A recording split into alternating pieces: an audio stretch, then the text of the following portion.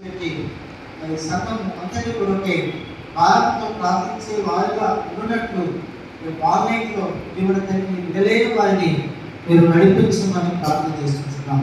తిరిగి మిమ్మల్ని తండ్రి మరి రోజు పరిచయం కొరకై సిద్ధపరచండి.